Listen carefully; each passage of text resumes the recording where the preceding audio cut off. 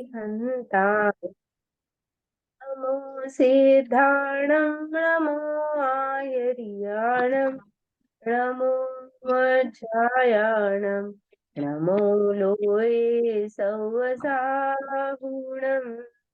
नत्वा जिनेन्द्रं गतसर्वदोषं सर्वयदे एवं परमेश्वरा।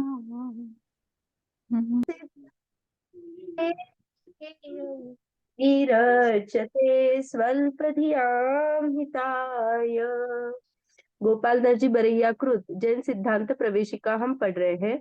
इनमें हमारा कर्म के परिप्रेक्ष्य में जो कथन चल रहा था, उसमें हमने स्टार्टिंग में क्या देखा था? कर्म का जीव संसारी है। हाँ, संसारी और मुक्त ऐसे दो भेद जीव के क्यों किए? क्योंकि संसारी में जीव के कर्म के सहित जीव होता है और मुक्त अवस्था में कर्म के रहित जीव होता है। तो कर्म क्या है? तो रागादि परिणामों से निमित्त नैमित्तिक संबंध से जो कर्माण वर्गणा थी वो कर्म रूप कन्वर्ट हो जाती है। जो पुद्गल स्कंद है वो कर्म रूप हो जाते हैं। तो वो कर्म रूप होना, उन्हें कर्म कहते हैं। जो पुद्गल का स्कंद है, जो कि थर्मामीटर के रूप में हम उसको जानते हैं, तो वो कैसे होता है? तो कर्म के 4 प्रकार देखे हमने। पहला था प्रकृति बंध, फिर प्रदेश बंध, स्थिति बंध और अनुभाग बंध। प्रकृति बंध में हमने 8 कर्मों की चर्चा की थी। ज्ञानावरण, दर्शनावरण, देखो प्रकृति बंध में ज्ञानावरण, दर्शनावरण, वेदनीय, मोहनीय, आयु, नाम, गोत्र और अंतराय, ऐसे ये पूरी हमने जो चर्चा की थी। उसके बाद में हमने उन सब की उत्तर प्रकृतियां भी देखी थी। ज्ञानावरण की 5, दर्शनावरण की 9, वेदनीय की 2, मोहनीय की 28, आयु की 4, नाम की 93, गोत्र की 2 और अंतराय की 5, ऐसे करके हमने पूरी कर्म प्रकृतियां को देख लिया था। उसमें जो सारे उत्तर प्रकृतियां देखी थी, फिर हमने उन उत्तर प्रकृतियों में ये देखा था कि हमारे लिए उदय योग्य कौन है, सत्ता में कौन कौन सी रहती है और बंध में कौन कौन सी आ जाती है। तो बंध में मिथ्यात्व की 2 जो है, सम्यक मिथ्यात्व और सम्यक प्रकृति, इसका बंध जीव कभी नहीं करता है। तो इसीलिए उसको हमने 148 से माइनस करके 146 ही किया था। याद है सभी को? हाँ जी। हाँ, उसके बाद में हमने उन्हीं जो सारी प्रकृतियां थी उसमें प्रशस्त अप्रशस्त माने पुण्य रूप प्रकृतियां और पाप रूप प्रकृतियों का विभाजन किया था। नॉर्मली घाती रूप सभी पाप रूप रहती है और जो अघाती है उनमें पुण्य और अप्रशस्त और प्रशस्त का बाइफर्केशन हो जाता है, जो हमने देखा था।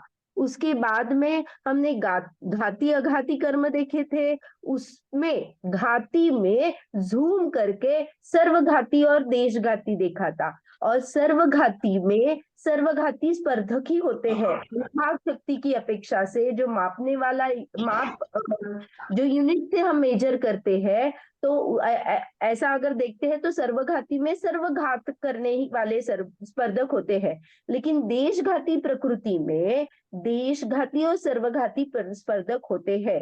तो देशघाती प्रकृति में अगर लता प्रेजेंट है तो वो क्या होती है? देशघाती स्पर्धक होती है। अगर वहां पे लता नहीं है तो वो सर्वघाती स्पर्धकों में गिनी जाती है। ये कल हमने डायग्राम से अच्छी तरह से देखा। फिर हमने उन्हीं सब बंच ऑफ 148 प्रकृति का जीव विपाकी, पुद्गल विपाकी, भव विपाकी और क्षेत्र विपाकी में बाइफर्केशन किया। जीव विपाकी माने जो कर्मों का आउटपुट आना है, फल आना है, तो जीव के परिणामों पे आएगा। पुद्गल विपाकी में जो आउटपुट आना है वो शरीर पे आएगा, पुद्गल पे आएगा। फिर जो क्षेत्र विपाकी में विग्रह गति में आएगा, क्योंकि वहां पे क्षेत्र से क्षेत्रांतर होता है, तो क्षेत्र संबंधी वो है जो कि अनुपूर्वी 4 प्रकृतियां है, जिसमें आकार आ जाता है जीव का। और भव विपाकी में जीव जो भव तक उस भव में रुकाया जाता है, तो वो जो है वो आयु है। आयु कर्म, जो 4 आयु कर्म है वो भव विपाकी है। ये हमने पूरा किया था, याद है सभी को। तो उसके बाद ही वो सिर्फ पहले डेफिनेशन ली है और उन्हीं की उन्होंने बाद में क्या बताया है, कुल प्रकृतियां बताई है। वो हम देखते हैं विग्रह गति किसे कहते हैं, ये प्रश्न रह गया था। हाँ। एक शरीर को छोड़कर दूसरे शरीर में जाने के लिए जो गमन होता है उसे विग्रह गति।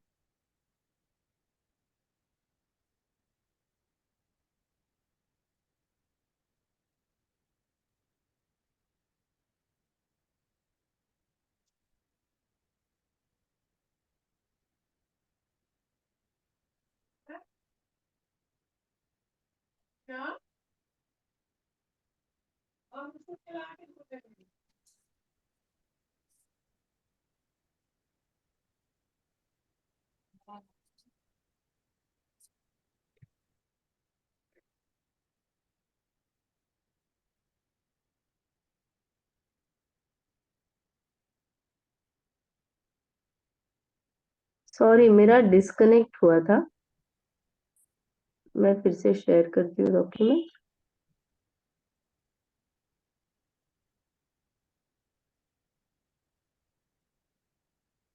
हाँ, जो विग्रह गति जो हम देख रहे हैं, तो विग्रह का अर्थ कहीं कहीं जगह पे आता है। जैसे हमने विग्रह गति में जो मोड़ की अपेक्षा ली थी, याद है, रुजु गति, पानी मुक्ता, लांगलिका, गोमूत्रिका। जीव क्या करता है, तिरछा जा नहीं सकता है, इसीलिए वो सीधा ऐसा जाता है, सीधा और माने आड़ा और सीधा ऐसा जाता है।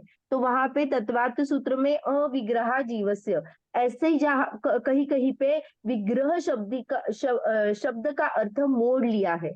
लेकिन अभी जो हमारा प्रकरण चल रहा है, वहां पे विग्रह का शब्द शरीर लेंगे।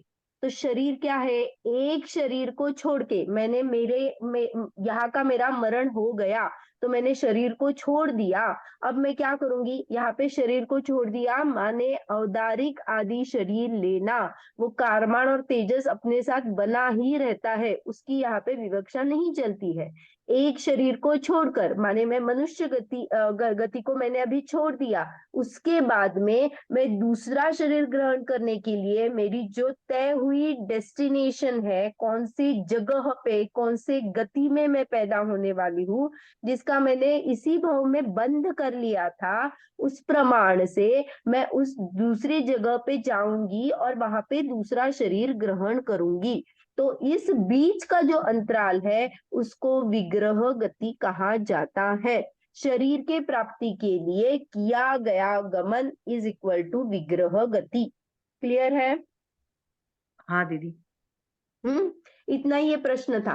फिर घाती कर्म कौन कौन से हैं, तो 47 घाती कर्म है। ज्ञानावरण के 5, दर्शनावरण के 9, मोहनीय के 28, अंतराय के 5, कुल मिला के 47। ओके, अघाती कर्म कौन कौन से हैं, तो 101 हो जाते हैं। वेदनीय के 2, आयु के 4, नाम के 93 और वेदनीय के 2, ऐसे मिला के पूरे 101 अघाती कर्म होते हैं। ये आप अच्छे से नाम और ये याद रखना, क्योंकि बहुत बार जैसे सर्वघाती कितनी है, देशघाती कितनी है, घाती कर्म कितने हैं, अघाती कर्म कितने हैं, बंध योग्य प्रकृतियां कितनी है, उदय योग्य प्रक्रिया कितनी है, ये लगता ही लगता है। और एक बार हम ज्यादा बार पढ़ेंगे तो ये बाय हार्ट हो ही जाता है।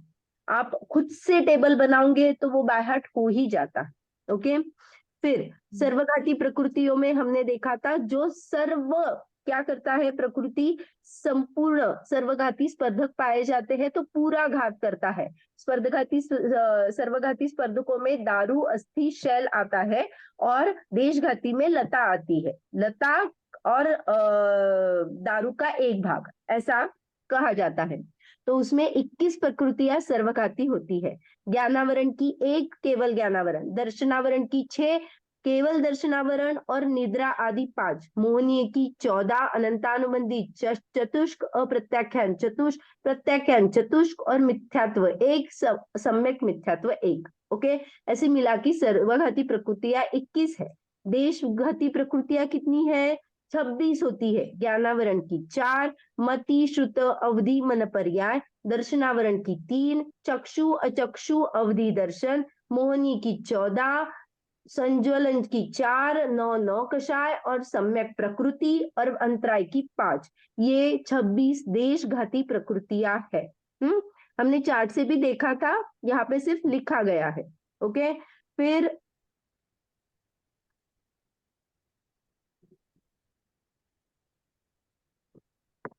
देशघाती प्रकृति के बाद में फिर हमने बाइफर्केशन किया था क्षेत्र विपाकी। क्षेत्र विपाकी में 4 अनुपूर्वी आते हैं, भव विपाकी प्रकृति में 4 आयु आते हैं, जीव विपाकी प्रकृति 78 होती है।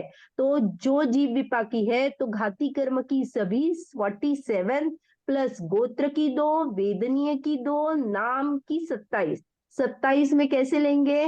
पिंड में गति, जाति, विहायो गति, ये 3, प्रत्येक में तीर्थंकर उच्छ्वास 2 और जोड़े की 7, बादर, सूक्ष्म, पर्याप्त, अपर्याप्त, सुस्वर, दुस्वर, आदेय, अनादेय, यशस्कृति, अयशस्कृति, तर, स्थावर, सुभग, दुर्भग।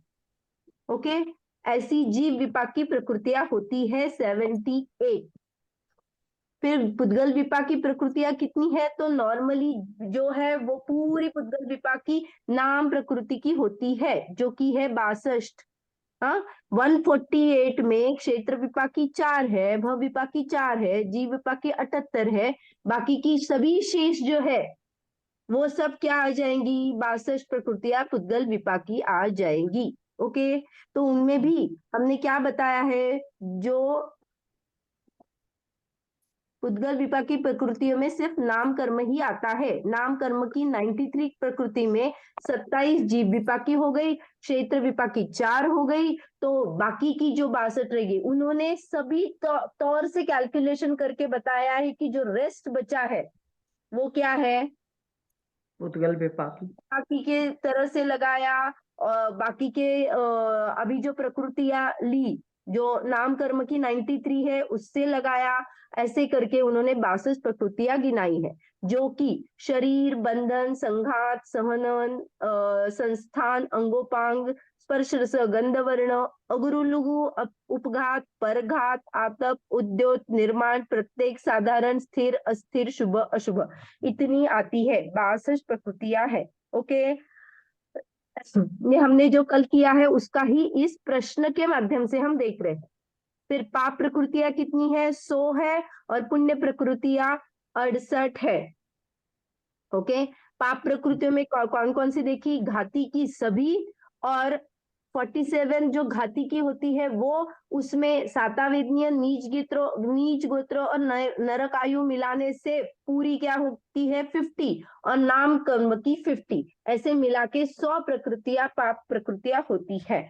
पुण्य प्रकृतियां कौन सी है? तो 68 है। 68 में उन्होंने कैसे गिनाई है? साता की 1, उच्च गोत्र की 1, फिर नरक आयु छोड़ के जो 3 रह गई थी वो 3, और फिर मनुष्य गति, गत्यानुपूर्वी, देवगति, देवगत्यानुपूर्वी, शरीर, बंधन, संगात, पंचेंद्रिय जाति, समचतुष्ट संस्थान, वज्र नाना, सहनन, अंगोपांग 3, प्रशस्त स्पर्श रस गंध वर्ण, यहाँ पे जानबूझ के प्रशस्त लिखा है। फिर अगुरु लघु, परघात, उच्छ्वास, उद्योत, आतप, त्रस, बादर, पर्याप्त, प्रत्येक, स्थिर, शुभ, सुभग, सुस्वर, निर्माण, आदेय, यशस्कृति, तीर्थंकर। जब अच्छे अच्छे जोड़े में जो पॉजिटिव है उनको पुण्य में लेंगे, बाकी के पाप में लेंगे। ऐसे पूरे मिला के कितने हो गए थे? 68। 68 क्या थी? पुण्य प्रकृतियां थी। यह हमारा कल तक का सारा सिलेबस खत्म हो गया। आज हम देखने वाले हैं स्थिति बंध। जो प्रकृति बंध कितने दिन से चल रहा था वो आज खत्म हो गया। हमने जो स्टार्टिंग के प्रश्न में तीसरा का चौथा प्रश्न था जहाँ पे प्रकृति बंध लिया था, अब स्थिति बंध है। स्थिति बंध किसे कहते हैं? कर्म कर्मों के आत्मा के साथ रहने की काल मर्यादा को स्थिति बंध कहते हैं। कितने देर तक वो मेरे साथ कर्म बंधा रहेगा, दैट इज स्थिति बंध। एक फुटनोट है, वो भी पढ़ लेते हैं। योग के निमित्त से कर्म स्वरूप से परिणमित पुद्गल स्कंधों का कषाय के निमित्त से जीव के साथ एक रूप होकर रहने की काल को स्थिति कहते हैं। देखो, योग का निमित्त तो चल रहा है, हाँ, तो इसीलिए योग तो साइड में है, और मेरे कषाय रूप परिणाम से जो मैं कर्म बांधने वाली हूँ उसकी जो एक काल मर्यादा रहेगी। जैसे मैंने अभी एक समय का परिणाम किया, तो वो कितनी देर तक, उसका आउटपुट कब तक मुझे भोगना पड़ेगा, ये स्थिति बंध बताता है। ओके, क्लियर है अब तक? फॉर एग्जाम्पल, अगर हम ऐसा लेते हैं, इलायची का मैं पेड़ लगाऊंगी, या पेड़ माने बीज रोऊंगी, तो बहुत टाइम के बाद इलायची आती है। आम 10 साल में आएगा, मौसम्बी 5-6 साल में आ जाती है, गेहूं 100 दिन में आ जाता है। तो ये ड्यूरेशन है कि अब लगाओगे तो कब मैं उसका क्या करूंगी। तो कुछ ना कुछ निरंतर क्या होता है, उसका ग्रोथ होता रहता है, और फल तो मुझे बाद में मिलने वाला है ना। तो ऐसे ही हम अपने कर्मों पे लगाते हैं। हाँ, अभी मैंने कर्म किया, उसका बंध किया, तो बंध के बाद में एक लॉकिंग पीरियड को छोड़ने के बाद में वो प्रति समय उदय में आने वाला है। तो वो क्या उदय में आने वाला है, कैसे उदय में आने वाला है, वो हम देखते हैं। तो भाव कर्म माने कर्मान वर्गना, तो कर्म हो गया जो जीव के साथ बंध हो गया, तो द्रव्य कर्म रूप वो स्टैक में आ जाएगा। और फिर क्या हो जाएगा, जब उसका उदय आएगा तो फिर मेरा क्या हो जाएगा, से परिणामों की स्थिति हो जाती है। द ड्यूरेशन कर्म स्टेज विथ मी इज स्थिति। इसमें कुछ डाउट है क्या? नहीं। हाँ, जो स्थिति है ना, वो पूरी होने के बाद, अभी यहाँ पे स्थिति माने कैसा लेंगे मैं बताती हूँ। एक तो बैंक का एग्जांपल लेते हैं। मैंने क्या किया, 10 साल के लिए एक एफडी बनवाई। तो उन्होंने क्या कहा, 1 साल आप इस पैसे को हाथ नहीं लगा सकते हो, दैट ये लॉकिंग पीरियड है। इस ये फिक्स 1 साल तक आप उसको कुछ भी नहीं करेंगे, आप तोड़ेंगे उसको, ले लेंगे, तो फिर आपको बेनिफिट नहीं मिलेंगे, तो एफडी टूट जाएगी।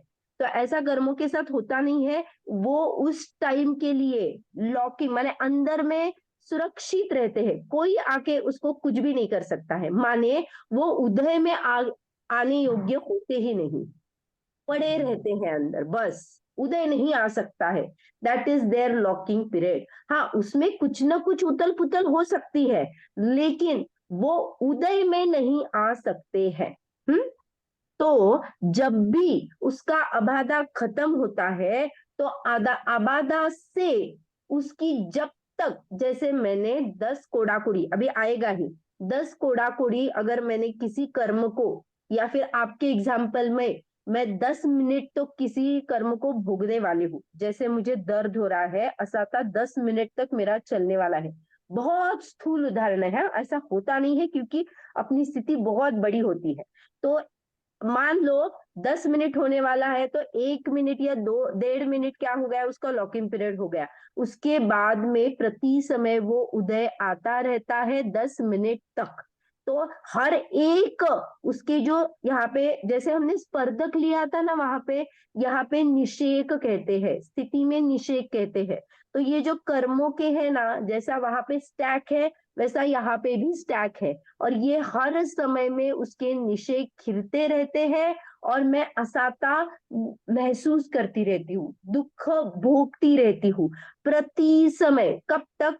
10 मिनट तक। ये क्लियर हुआ आपको? मैंने बांधा कब? अभी 1.5 मिनट तक मुझे कुछ नहीं होने वाला है। ये एकदम स्थूल एग्जाम्पल है। हाँ, 1.5 मिनट तक मैं उस बांधे हुए कर्म को नहीं भोगूंगी, अन्यत्र कर्मों का मैं वेदन कर रही हूँ। मैंने एक समय अभी का 3 बजे का परिणाम लिया है, 3 बजे के परिणाम के पहला वाला जो परिणाम है उसमें 3 से 3.5 माने मिनट, पहला 1.5 मिनट वो लॉकिंग पीरियड में रहेगा, उसका उदय नहीं रहेगा। उसके बाद में निरंतर 10 मिनट तक मैं क्या करने वाली हूँ, निरंतर 10 मिनट माने ये पूरा लेके, हाँ माने आप 8.5 मिनट ले लेना, 8.5 मिनट तक मैं उस उदय को भोगने वाली हूँ। ये नॉर्मली स्थिति की ये रहती है, लॉजिक रहता है। इसमें किसी को डाउट है? नहीं। हाँ हाँ बोलिए बोलिए। ठीक है, तो हम कहते हैं कि की जो स्थिति होती है जिस बांदी है उसमें आबादा प्लस उदय काल, जब वो निषेक प्रति समय खिर के उदय आएंगे, जैसे 8.5 मिनट लिया उसे ये उदय। आपका वीडियो बंद है, कोई कुछ पूछ रहा है क्या? वीडियो बंद है दीदी। हाँ, तो यहाँ से समझेंगे कि ये पूरे 10 मिनट है और पहला जो पॉइंट है वो 1.5 मिनट का है। तो अगर ये 1.5 मिनट मेरा क्या हो गया, आबादा हो गया, और पूरा आगे का उदय काल कहलाता है। तो आबादा प्लस उदय काल इज इक्वल टू पूरी स्थिति। ओके, हाँ जी दीदी। ये हमारा स्थितिबंध होता है। तो आबादा आबादा में कोई विघ्न नहीं हो सकता है। ओके, और उसके बाद में ये निषेक रचना कैसी होती है, तो जो स्थिति जो मैंने निषेक रचना कहा उदय काल, तो सबसे पहले ज्यादा परमाणु निकल जाएंगे, फिर कम कम कम कम कम होते होते ऐसा ट्रायंगल बन जाएगा। पहले ज्यादा परमाणु खिर जाएंगे, फिर कम कम कम कम कम होते परमाणु माने जो रहता है वो स्थिति पूरी कर देते हैं। दैट इज, ऐसा डायग्रामेटिकली हमें मुनिराजों ने बताया। ओके, हमें समझने के लिए हमारी ही भाषा में बोलना पड़ेगा। परिणामों की रेंज तो हमें नहीं समझ में आती है, तो उन्होंने डायग्राम लेके कुछ संदृष्टि बना के कुछ ना कुछ एग्जाम्पल देके हमें ऐसा समझाया है। तो हम जो रहते हैं ना, देखो अभी हम बहुत बार ऐसा बोलते हैं कि पुण्य और पाप जो रहता है हमारा, अभी मैंने पुण्य और पाप किया तो कभी भी मैं तुरंत नहीं भोगती हूँ। पुण्य और पाप मैं स्टैक में सा सत्ता का भोगूंगी, और जो शुद्ध भाव है वो मैं इंस्टेंट भोगूंगी। मैंने अभी आत्मा का अनुभव लिया तो उसके लिए आबादा नहीं पड़ती है, वो डायरेक्टली मेरा अनुभव है ना। मैं एक स्व का अनुभव करने के लिए मैं पराधीन नहीं हूँ। ओके, तो वो इंस्टेंट चखने में आता है।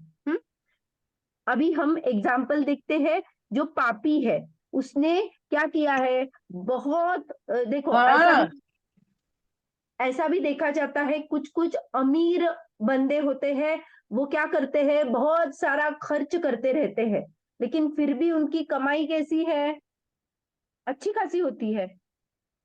कमाई मानने इन द सेंस हम डायरेक्टली सिर्फ खर्च ही करते जा रहे हैं। 5 साल का ड्यूरेशन ले लो, 5 साल में उसने कमाया कुछ नहीं, सिर्फ खर्च कर रहा है, फिर भी वो अगर अमीर है तो हम इसको कहेंगे कि पूर्व की जो कमाई है वो भोग रहा है।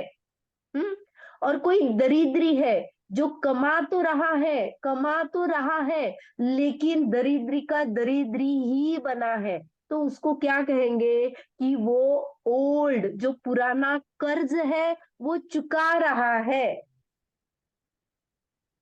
इससे पता चला कि हम जो आबादा का कितना बड़ा रोल होता है, क्योंकि वो तुरंत नहीं आता है ना, इससे हमें डायरेक्टली आउटपुट नहीं मिलता है। अपने शुभ परिणामों का आउटपुट हम बहुत बाद में लेने वाले। Got it? तो और एक बात है, ये जो आबादा है ना, उसको समयसार आदि गाथाओं में या बहुत सारे कर्मकांड आदि धवला में मिट्टी के ढेले के समान कहा है, माने वो ऐसे पड़ी रहती है, या बेहोश शत्रु की उपमा दी है। शत्रु तो है लेकिन बेहोश पड़ा है, तो आप क्या कहोगे? अरे बेहोश है ना, तभी उसको खत्म कर दो, है ना। मान लो कोई हमारे घर पे डाका डालने आया है, तो अगर वो किसी चीज से टकरा गया और नीचे गिर गया, तो मैं तुरंत जाके उसके हाथ पैर बांध दूंगी ना, या इंतजार करूंगी कि वो होश में आएगा, फिर मुझे डराएगा और फिर लूटेगा? ये तो हम देखे जाते हैं, हम भी करते हैं। तो ये बेहोश शत्रु है, आबाधा।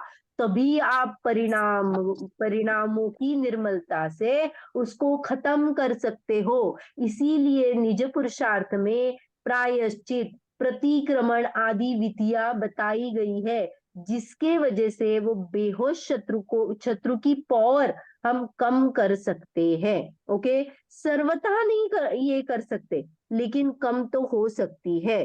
हम्म।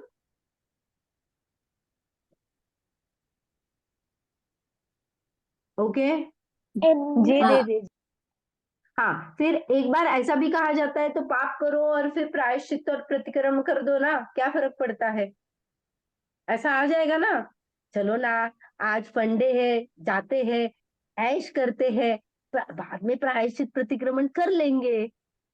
तो ये स्वच्छंदता आ गई, तो क्या होगा इन परिणामों से? ऐसा आप कह रहे हो, आपको एग्जाम्पल, खराब एग्जाम्पल है, आप ऐसा कह रहे हो, अरे अभी तो नहाने जाना ही है ना, तो नाली में डुबकी लगाती हूँ और फिर नहाने जाती हूँ, ऐसा करते हैं हम। हम्म। नहाने जाने वाले हो, अच्छे साफ सुथरे होके आने वाले हो, तो पहले थोड़ा गंदगी में जाओ, नाले में जाओ, गंदगी लगाओ, फिर नहाना तो है ही ना अपने को। तो ऐसा ग्रहण नहीं करेंगे। ओके। हाँ। अभी तत्वार्थ सूत्र में अष्टम अध्याय में जो सभी प्रकृति के स्थिति जगन्य और उत्कृष्ट स्थिति का वर्णन आया है, जो कि हमारे 250 प्रश्न का उत्तर है। 8 कर्मों की उत्कृष्ट स्थिति कितनी है, और 251 8 कर्मों की जगन्य स्थिति कितनी है। इसको समझने से पहले हम उसके नीचे का प्रश्न पढ़ेंगे। एक कोड़ा कोड़ी किसे कहते हैं? हमारी सभी नॉर्मली 7 कर्मों की स्थितियां कोड़ा कोड़ी में होती है, तो ये कोड़ा कोड़ी क्या है? तो देखो, 1 करोड़ में कितने जीरो लगते हैं? 7 जीरो लगते हैं। 1 करोड़ को 1 करोड़ से गुना कर दो, माने 14 जीरो हो जाएंगे, संख्या के ऊपर 14 जीरो। कितने गुना, माने 1 कोड़ा कोड़ी होता है, माने 1 crore multiply by 1 crore is equal to 1 कोड़ा कोड़ी। ये समझ में आया? हाँ। हम्म। हम्म। अभी उसके आगे जो है ये सागर है, क्योंकि अपनी स्थिति कोड़ा कोड़ी सागर से पता जाती है। ओके, तो सागर क्या है? तो सागर एक बहुत बड़ी संदृष्टि, माने क्या है, कल्पनात्मक कल्पना से की गई एक वैल्यू है। ओके, देखो, पहले जिनागम में जो भी वर्णन आता है, तो उसमें पहले संख्या मान आता है। संख्या में संख्यात, असंख्यात, अनंत आदि के भेद प्रभेद बताए जाते हैं, जो कि हम देखते हैं और बताते भी है कि मति शुद्ध ज्ञान का विषय संख्यात होता है, अवधि मन पर्याय का ज्ञान असंख्यात होता है, और केवल ज्ञान का विषय अनंत होता है। तो ये हमने पढ़ा हुआ है संख्या से, लेकिन कुछ कुछ ऐसी संख्या है जिसको हम समझ ही नहीं पाते। तो इसीलिए एक उपमा मान कर से एक क्या आया, कंसेप्ट आया। तो उपमा मान में उन्होंने क्या बताया है, कुछ कुछ ऐसे जो हम कभी कभी ये बोलते हैं ना कि भोग भूमि की आयु कितनी होती है, तो फल्यों में होती है, या फिर सर्वार्थ सिद्धि की आयु कितनी है, तो 33 सागर होती है। ये सागर क्या है? तो एक प्रमाण होता है, एक यूनिट है, जिसको उन्होंने एक एग्जाम्पल से समझाया है कि इतना ज्यादा वो बड़ा है। ओके, देखो, उपमा में पल्य, सागर, सुच्चंगुल, प्रत्रांगुल, जगत श्रेणी आदि अनेक प्रकार होते हैं। हमें आयु की, जहाँ पे आयु का प्रमाण होता है, वहां पे नॉर्मली सागर यूज किया जाता है। ओके, कर्मों की स्थिति हम सागरों में गिनते हैं, और द्वीप समूह आदि की जो स्थितियां होती है वो उद्धार पल्ल या सागर में करते हैं, और रोम खंड का प्रमाण व्यवहार है। तो अभी हम देखेंगे कि ये सागर माने क्या होता है। आप इमेजिन करना, कुछ भी रियल नहीं है, लेकिन आप अगर इमेजिन करोगे तो आपको समझ में आएगा। आप अपने इमेजिनेशन में एक योजन, हाँ, 1 योजन लंबा, 1 योजन गहरा, 1 योजन चौड़ा ऐसा गड्ढा खोदना। माटी का गड्ढा खोदते हैं ना हम, विहीर खनते हैं, इससे एक बड़ा गड्ढा खनना। योजन माने कितने? 2000 कोस। 1 योजन इज इक्वल टू 2000 कोस। तो ये बहुत बड़ा खड्डा हो जाएगा। उसमें क्या करना है? उसमें उत्तम भोग भूमि, उसका जो एक भेड़ रहता है, भेड़ में भी नवजात भेड़ होना चाहिए। वो नवजात माने अभी पैदा हुआ जो भेड़ है, उसके बाल का अग्रभाग, जिसका दूसरा टुकड़ा नहीं किया जा सकता है, ऐसा इनडिविजिबल पार्ट उसको लेंगे और उस गड्ढे में डाल देंगे। हाँ, ये इमेजिन है, हम जाके नहीं कर सकते, करना भी नहीं है। हाँ, तो उत्तम भोग भूमि के यहाँ पे देखो, 2000 कोष गहरे, 2000 कोष चौड़े गड्ढे में कैंची से, जिसका दूसरा भाग न हो सके, ऐसे उत्तम भोग भूमि के 7 दिन तक नवजात, नवजात माने जन्म से 7 दिन तक, दिन के पहले वाला जो मेंढ का बच्चा है, उसके बालों का अग्रभाग लेना है, उससे वो गड्ढा खचाखच भरना है। मान लो अपना जो बाल है ना, उसका अग्रभाग बहुत मोटा होता है, और ये जो बताया है बहुत महीन, एकदम पतला वाला, मुलायम वाला रहता है। तो इसीलिए अपना नहीं लिया, अपना लिया तो ज्यादा जगह ज्यादा जाएगी। तो ये किसका लिया? उत्तम भोग भूमि के 7 दिन के आयु वाले मेंढ के बाल का अग्रभाग लिया, जिसका टुकड़ा दूसरा नहीं हो सकता है, इतना छोटा अंश। और उसको क्या किया? उस गड्ढे में पूरा खचाखच भर दिया। खचाखच भर दिया माने क्या? अरे उस गड्ढे से अगर चक्रवर्ती की जो बलशाली जो सेना है वो भी चले, तो वो खड्डा नीचे नहीं आ जाए, ऐसा वाला। हाथी घोड़े, बहुत सेनानी जो चक्रवर्ती की सेना होती है, वो उस गड्ढे के ऊपर चल जाए, तो वो गड्ढा वैसा का वैसा बना रहे, इतना खचाखच भरना है। वो भरने के बाद में उसका हमें अभी कितने हैं उसमें रोमखंड, क्या है उसका प्रमाण? तो मुनिराजों को पता है कि ये क्या है, संख्यात अल्प ज्ञानी मनुष्य है, तो उन्होंने उसका खुलासा पहले ही कर दिया है। 48 डिजिट प्रमाण, क्या बोलते हैं, सॉरी 45 अंक प्रमाण, 45 अंक प्रमाण, उसका नंबर ऑफ रोमखंड बन जाते हैं। माने एक अंक के ऊपर 45 टाइम्स तक कुछ न कुछ अंक आ जाएंगे, ऐसा। जैसे 100 क्या है? 2 अंक प्रमाण है। हाँ, क्योंकि 100 के बाद 2 अंक लगते हैं ना, 1 के बाद, ऐसा वाला लेना। क्योंकि हमने करोड़ में करोड़ लिया तो क्या लिए? 0 लिए ना, तो ऐसा 45 अंक प्रमाण, 45 डिजिट, एक के बाद एक लिख लो आप कोई भी, तो इतना ज्यादा वो अंक प्रमाण है। ओके, अब क्या करना है, हमें जो एक रोम खंड है वो 100 साल के बाद निकालना है। वो अगर हम 100 साल के बाद एक रोम खंड निकालेंगे तो गड्ढा खाली कब हो जाएगा? तो देखो 100 में एक निकला, फिर 100 में एक निकला, ऐसे हमें 45 डिजिट तक लेना है। तो इसका मल्टीप्लिकेशन करने के बाद पता चल जाता है, इसको 45 digit multiply by 100, that is 47 digit प्रमाण क्या हो जाता है, या अंक प्रमाण, वो नंबर आ जाता है। उसको कहेंगे एक व्यवहार पल्य। देखो गड्ढा खाली उस समय को कहेंगे एक व्यवहार पल्य, स्क्रीन पे दिखा है।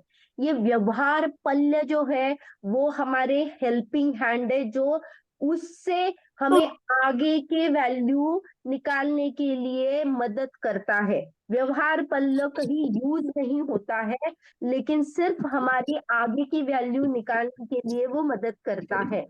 व्यवहार पल्य क्या निकला अपना? 47 अंक प्रमाण आया। अब उसके बाद में एक व्यवहार पल्य को असंख्यात से गुना करेंगे तो एक अद्धा पल्य आ जाएगा। आवाज आ रही है कुछ? आप म्यूट कर देना।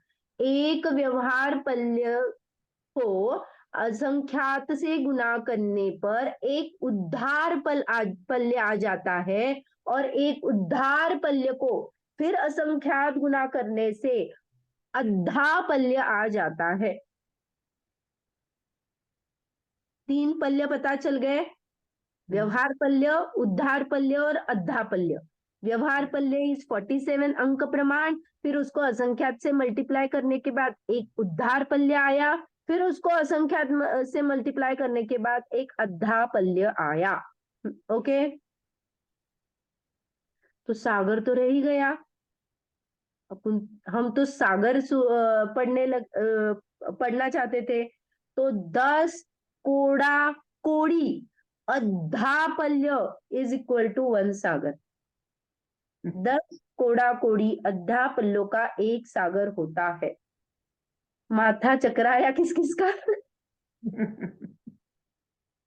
ये प्रमाण कल्पना में ही बनाया जा सकता है। ये इतना इजी डाइजेशन प्रोसेस नहीं है, क्योंकि ये राशि ही बहुत बड़ी है। जैसे हमने समयों को नहीं समझा है, क्योंकि हम सेकंड को पकड़ते हैं, हम कल्पना में ऐसा लगाते हैं कि अरे पहले असंख्य आवली आती है, असंख्यात समयों की आवली बनती है, फिर आवलियों के फिर आगे आगे जाके कहाँ सेकंड आ जाता है। तो हम तो बहुत आगे है, और हमारा बंद कैसे चल रहा है? प्रति समय का चल रहा है। उसको पकड़ना कैसे पॉसिबल है हमारा? और हम बांधते कितनी आयु है? कोड़ा कोड़ी सागर की, जो कि ये हमने बताया। देखो व्यवहार पल ही क्या आया? 47 अंक प्रमाण। उसको मल्टीप्लाई बाय 2 बार असंख्यात करेंगे, और फिर उसको 10 कोड़ा कोड़ी मल्टीप्लाई करेंगे तो एक सागर आ जाता है। इमेजिन करो सागर कितना बड़ा है। केवल ज्ञान गम्य है, अपना विषय ही नहीं है, क्योंकि वो एक्चुअली तो सागर असंख्यात का ही भेग है।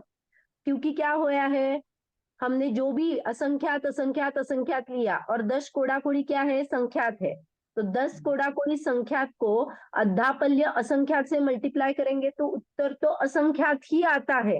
लेकिन ये केवल ज्ञान का विषय होने से अपने या फिर नॉर्मली छद्मस्त का विशेष न बनने से उसको अनंत भी कहा जाता है, एक विवक्षा से। अरे सागर का हमें समझ में ही नहीं आएगा, तो वो केवल ज्ञान का ही विषय है, तो उसको अनंत में ही गिनाओ, ऐसा कहा जाता है। लेकिन वो असंख्यात का ही विषय होता है। ये क्लियर हुआ क्या? मैंने जानबूझकर आपको पहले बताया ताकि अभी हम वो जो कैलकुलेशन कर पाए, तो आपको भाव भसना होगी कि हम आयु कितनी बांधते हैं। ओके, चले पीछे दो। हाँ। 8 कर्मों की उत्कृष्ट स्थिति। ज्ञानावरण, दर्शनावरण, वेदनीय, अंतराय, कितने हुए? 4। ज्ञानावरण, दर्शनावरण, वेदनीय और अंतराय कर्म की उत्कृष्ट स्थिति 30 कोड़ा कोड़ी सागर है। मोहनीय की उत्कृष्ट स्थिति 70 कोड़ा कोड़ी सागर है। नाम और गोत्र की उत्कृष्ट स्थिति 20 कोड़ा कोड़ी सागर है और आयु 33 सागर प्रमाण है। ओके, क्लियर हुआ ये? वैसे ही जगन्य स्थिति, 8 कर्मों की जगन्य स्थिति, वेदनीय की 12 मुहूर्त, नाम गोत्र की 8 मुहूर्त और बाकी सभी की अंतर मुहूर्त, क्योंकि बाकी के मिनिमम बोला है ना, जगन्य स्थिति माने एकदम मिनिमम, तो जो मिनिमम है तो अंतर मुहूर्त ही है, सिर्फ नाम गोत्र और वेदनीय की अलग है जो कि यहाँ बताई गई है। ओके, और एक बात, यहाँ पे पूरे ग्रुप ऑफ कर्म को लेना, उनकी उत्तर प्रकृतियों का भेद यहाँ पे नहीं किया है। ओके, जैसे फॉर एग्जाम्पल वेदनीय में साता और असाता मिलजुल करके उन्होंने 30 कोड़ा कोड़ी कही है, लेकिन एक्चुअली में असाता की 30 कोड़ा कोड़ी होती है, साता की 15 कोड़ा कोड़ी ही होती है उत्कृष्ट स्थिति। उन्होंने यहाँ पे सिर्फ बड़ा लेके किया है। वैसे ही अगर यहाँ पे कहेंगे मोहनीय की उत्कृष्ट स्थिति, तो मोहनीय की उत्कृष्ट स्थिति यहाँ पे 70 कोड़ा कोड़ी सागर कही गई है, लेकिन वो दर्शन मोह की अपेक्षा कही गई स्थिति है। चारित्र मोह की अपेक्षा जो स्थिति बताई है वो 40 कोड़ा कोड़ी सागर है। ओके, तो एक बड़ा ओवरऑल लेके ये जो टेबल माने आंसर बताया गया है वो ओवरऑल बताया है 8 कर्मों का लेके। लेकिन सबकी उतनी ही है ऐसा नहीं मान लेना, इसीलिए मैंने आपको एग्जाम्पल बताए दो। हाँ, उसमें यथा योग्य हो जाता है। तो साता और असाता से ये पता चल जाता है कि हम जो भी बांधते हैं तो असाता ही मैक्सिमम बनती है, साता 15 के ऊपर बनती ही नहीं है। 15 कोड़ा कोड़ी सागर। क्लियर है? हाँ भी। वैसा सभी में लेला मोहनीय का भी अगर लोगे तो मोहनी की हमने 40 कोड़ा कोड़ी, सॉरी चारित्र मोह की 40 कोड़ा कोड़ी लगाई, उसमें से भी राग द्वेष के अगर बाइफिर्केशन करेंगे तो राग के 10 कोड़ा कोड़ी ही रहेंगे, द्वेष रूप 20 कोड़ा कोड़ी लगाएंगे, ऐसा भेद चलता रहता है। ओके, ठीक है। अभी ये अंतर मुहूर्त आया, हमने ऊपर की जो कोड़ा कोड़ी सागर देखे उसके प्रमाण देखे, तो ये अंतर मुहूर्त क्या है वो भी हम देखेंगे कि अंतर मुहूर्त किसे कहते। तो मुहूर्त किसे कहते हैं? 48 मिनट को मुहूर्त कहते हैं, ये तो आप सबको पता है। 48 मिनट को मुहूर्त कहते हैं। अंतर मुहूर्त माने क्या होता है? तो उसके पहले 2 चीजें हैं। 48 मिनट से एक समय अगर मैं सब्ट्रैक्ट करती हूँ, 48 मिनट सब्ट्रैक्ट 1 समय, तो वो भिन्न मुहूर्त करके आ जाता है, उसका नाम भिन्न मुहूर्त है। और 48 मिनट से 2 समय में सब्ट्रैक्ट करती हूँ, कम करती हूँ, तो वो उत्कृष्ट अंतर मुहूर्त आता है। माने अगर हम रेंज पकड़ेंगे अंतर मुहूर्त की, तो आवली प्लस 1 समय से 48 मिनट्स, 2 समय कम 48 मिनट्स, ऐसा लेना। ओके, आवली के ऊपर आवली से 1 समय आगे से, क्योंकि आवली खत्म हो जाती है, फिर जो पहला समय है उससे अंतर मुहूर्त स्टार्ट हो जाता है। और वो कब तक लेंगे? जो 40 मुहूर्त है उससे 2 समय अगर हम कम कर देते हैं तो वो उत्कृष्ट अंतर मुहूर्त आता है। यहाँ पे बहुत स्थूलता से भिन्न मुहूर्त को ही अंतर मुहूर्त में गिनाया है। आवली से ऊपर और मुहूर्त से एक समय कम तक अंतर मुहूर्त कहलाता है। लेकिन हमने जो पंडित जी से पढ़ाया है, जो डिटेलली उनने बताया है, उनमें ये 2 चीजें होती है, भिन्न मुहूर्त और उत्कृष्ट अंतर मुहूर्त। भिन्न मुहूर्त में एक समय कम कर दो मुहूर्त का और 2 समय कम कर दो तो उत्कृष्ट अंतर मुहूर्त आ जाता है। ओके, क्लियर है? आवली किसे कहते हैं? एक उच्छ्वास में संख्यात आवली होती है। ये हमने देखा था, याद है? उच्छ्वास, उच्छ्वास याद है क्या? 3773 एक निरोगी पुरुष की नाड़ी की जो एक बार फलकन होती है, नाड़ी चलती है तो वो कितना काल जाता है, दैट इज उच्छ्वास। और एक मुहूर्त में अगर वो गिनते हैं तो 3773 बार वो उच्छ्वास होता है। तो एक मुहूर्त में 3773 इज इक्वल टू उच्छ्वास, उच्छ्वास का काल। ये थोड़ा सा डिफिकल्ट गया क्या? उच्छ्वास माने इनहेल एक्सेल, उच्छ्वास माने नाड़ी की फड़कन। एक्चुअली हमारा जो इनहेल एक्सेल वो लेते ही नहीं है, वो नाड़ी की फड़कन लेते हैं। एक डॉक्टर चेक करते हैं ना, पल्स देखते हैं। पल्स, तो ये जो पल्स है ना वो बहुत जगह पे हमारे बॉडी में 27 स्थान होते हैं जहाँ पे नाड़ी चेक की जाती है। कोई कोई गले के यहाँ पे करता है, कोई कोई यहाँ पे करता है, कोई कोई पैरों में करता है। तो ऐसे 27 अलग अलग स्थान होते हैं जहाँ पे ये पकड़ा जा सकता है नाड़ी। तो ये जो नाड़ी की फड़कन है वो एक श्वास है। ओके, तो एक श्वास में कितनी बार होता है? तो एक मुहूर्त अगर हम पकड़ेंगे, निरोगी जो अच्छा वाला पुरुष है उसको, तो 3773 बार वो उच्छ्वास करता है, ऐसा कैलकुलेशन में आता है। ओके,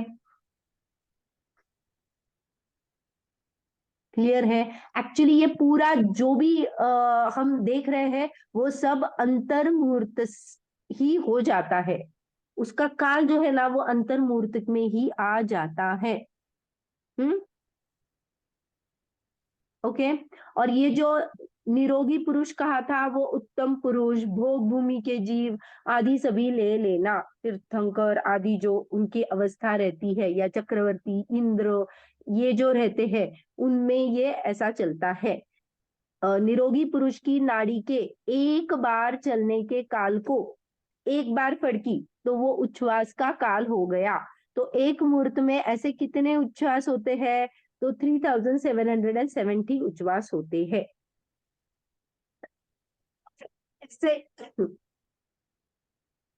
ऐसे अगर गिनोगे तो एक उच्छ्वास में असंख्यात आवली होती है। ये बताना चाहते थे आवली का प्रमाण। ओके,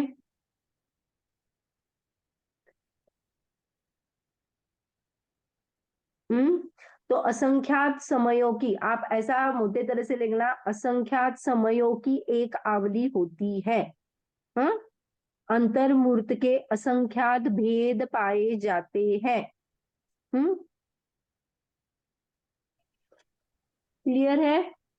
दीदी इसमें लिखा है ना, एक उच्छ्वास में संख्यात आवली होते हैं।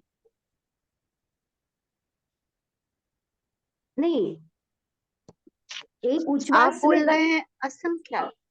नहीं, मैं समय बोल रही हूँ, मैं समय बोल रही हूँ।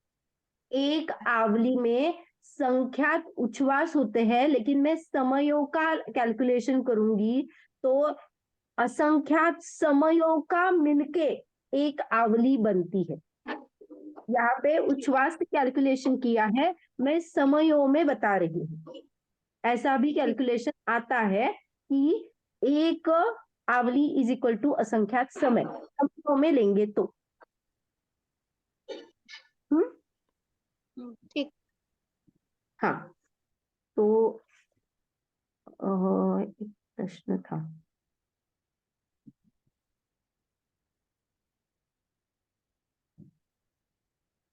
हाँ, और एक बताना था, जो उत्कृष्ट स्थिति हमने देखी थी वो डिपेंड करती है कितने इंद्रिय जीव भी है उसके ऊपर भी। जैसे ये 70 कोड़ा कोड़ी मोहिनी की स्थिति कौन बांध सकता है? तो संगी पंचेंद्रिय जीव ही बांध सकता है। एकेंद्रिय के लिए वो एप्लीकेबल नहीं है। एकेंद्रिय पर्याप्त तक जो बांधेगा वो 1 सागर बांधेगा, 2 इंद्रिय रहेगा तो 25 सागर तक बांधेगा, 3 इंद्रिय 50 सागर तक बांधेगा, 4 इंद्रिय 100 सागर तक बांधेगा, 5 इंद्रिय असंगी है वो 1000 सागर तक बांधेगा। और जो इतना बड़ा करता है, जो मेन नायक है हमारा, कोड़ा कोड़ी सागर में करने वाला, वो संगी पंचेंद्रिय जीव ही है। ओके।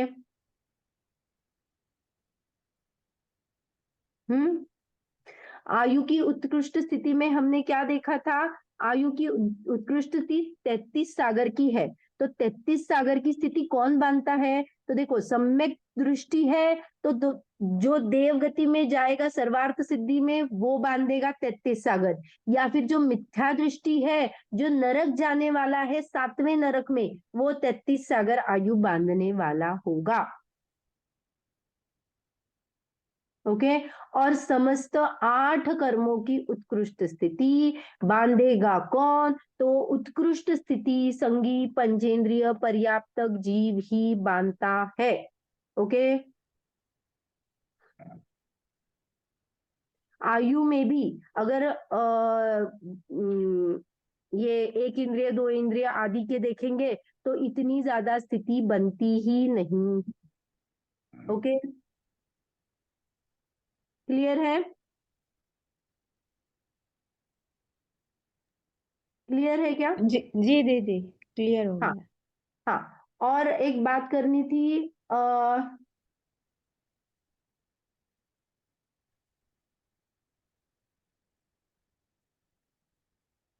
अपना टाइम हो चुका है, लेकिन हाँ, एक प्रश्न आता है, स्थिति पूर्ण होने के बाद कर्म में उदय आएगा या पहले आ सकता है? प्रश्न है, स्थिति पूर्ण होने के बाद ही कर्म का उदय आएगा या पहले आ सकता है? उत्तर क्या रहेगा?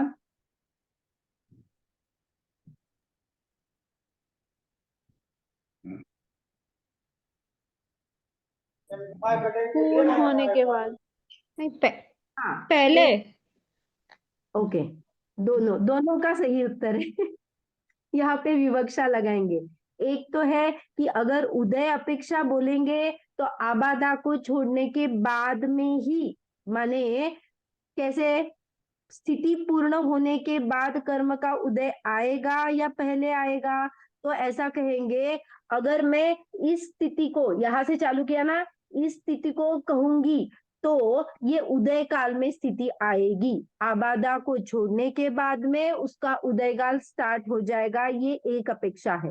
और दूसरी अपेक्षा है, आबादा खत्म होने के बाद इस कर्म की स्थिति जितनी बांधी गई है निषेकों की रचना में, तो जैसे जैसे स्थिति कंप्लीट हो जाएगी वैसे वैसे वो खिरते चले जाएंगे। माने ऐसा नहीं है मैं 10 साल बांध रही हूँ तो 10वें साल में सारे उदय को आएंगे। नो नो नो नो, आबादा खत्म होने के बाद में जो वो उदय को स्टार्ट होंगे तो वो प्रति समय में उनका उदय आ जाएगा, जब तक उसकी स्थिति पूरी नहीं हो जाती है। तो ये लास्ट वाली स्थिति लेंगे तो हाँ, स्थिति पूर्ण होने से पहले ही उदय में आएगा।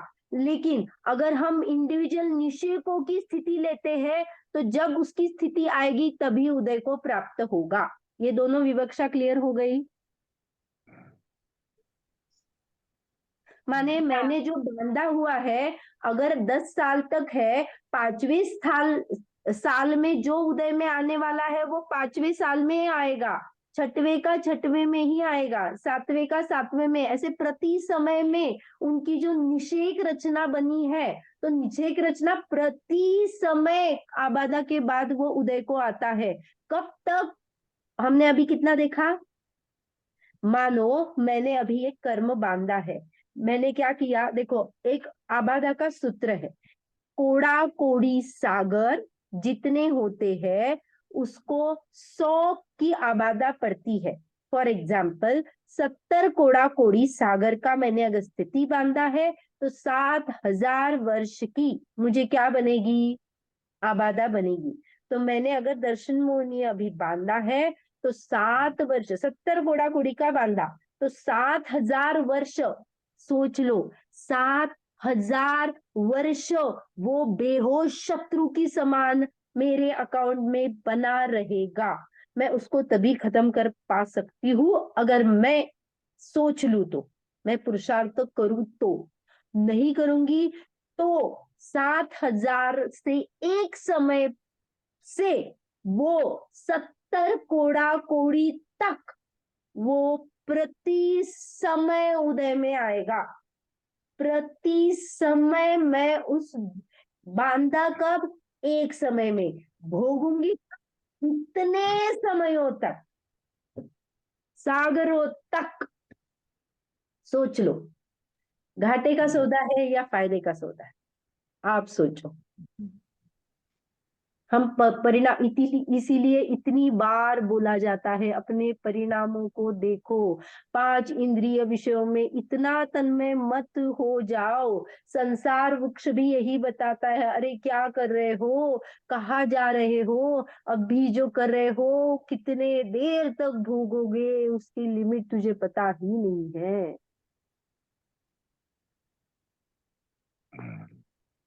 आज किसी किसी को तकलीफ हुई है इतने के बाद? किसको किसको तकलीफ हुई? किसी को जागृति बढ़ी। जागृति बढ़ी, बहुत हाँ, अच्छी बात। जी। तकलीफ होने लायक चीज है, क्योंकि हम ना इसका विचार ही नहीं करते हैं।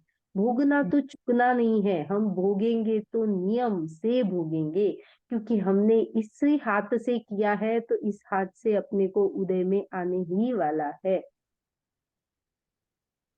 तो तकलीफ होनी चाहिए, इसीलिए फिर हम परिणामों को सुधारेंगे। जब ये विषय चलता है ना, वो सागरों की, अरे कितने सागर, कैसा अगाध जीवन है मेरा, और उतना अगाध जीवन में करके आई हूँ। मैं कहाँ सोचती हूँ मेरे 10 आगे के भव, पीछे के 10 भव, बस उसके ज्यादा मैं, मेरी लिमिट ही नहीं है सोचने की। कहा ये एक समय का 10 कोड़ा कोड़ी सागर, सोच लो। इसी नोट पे हम आज यहीं पे विराम लेते हैं। कुछ प्रश्न है इसके बारे में, या फिर इसको रिवाइज कल करेंगे तो एक चार्ट से भी समझेंगे, और कुछ कुछ प्रश्न है उसको भी देखेंगे। ठीक है फिर दीदी, कल हाँ कल करेंगे फिर। हाँ, इसके बाद में जो कल करेंगे, क्योंकि यहाँ तक तो हमारा हो गया है, और इसके बाद में जो है ना डायरेक्ट अनुभाग और प्रदेश बंद, उसके एक एक ही प्रश्न है, और फिर हम कर्मों की 10 विभिन्न अवस्था देखने वाले। अभी थोड़ा ही पार्ट बचा है, तो ये जो 10 अवस्था है और ये है अपना सिलेबस है 290 तक। ओके, ये कर्मों की है, कैसा होता है, अपने जो बांधा है सत्ता कैसे होती है, उसके बारे में ही थोड़ा सा कथन है, बाकी ज्यादा बहुत ज्यादा ये नहीं है, आपको समझ में आएगा वो। चलो जिनवाणी स्तुति करते हैं। निज निधि निज में बताई यह अनंत उपकार है, इसके लिए जिनवाणी माँ को वंदना शत बार है, वंदना शत बार है। सभी का उत्सर्ग कीजिए।